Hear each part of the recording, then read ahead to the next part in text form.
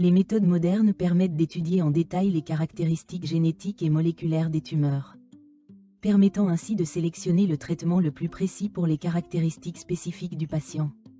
Cette approche, diagnostic moléculaire et thérapie ciblée, a donné ces dernières années une réelle chance d'améliorer le pronostic de nombreux patients.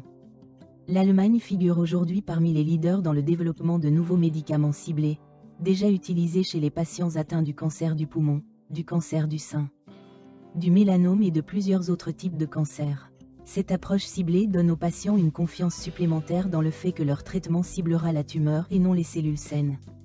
Contrairement à la chimiothérapie, qui affecte toutes les cellules à division rapide, les médicaments ciblés ciblent des voies de signalisation spécifiques ou des mutations génétiques spécifiques aux cellules cancéreuses.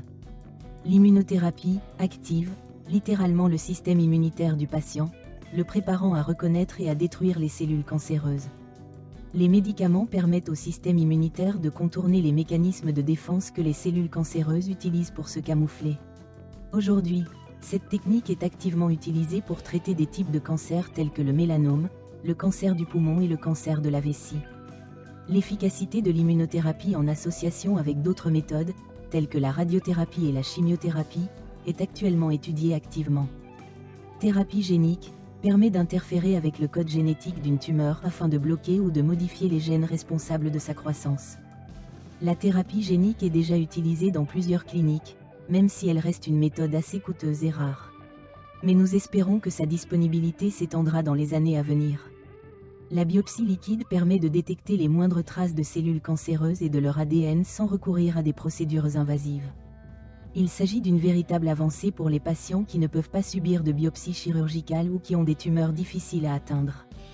La participation aux essais cliniques est une opportunité pour les patients d'avoir accès aux dernières méthodes et médicaments encore en cours de test. L'Allemagne développe activement ces programmes et participe à la recherche internationale. L'intelligence artificielle et la numérisation ont modifié l'approche même du diagnostic et du traitement. Aujourd'hui, l'intelligence artificielle analyse une énorme quantité de données médicales, permet d'établir un diagnostic, de planifier un traitement individuel et même de prédire les résultats d'une thérapie.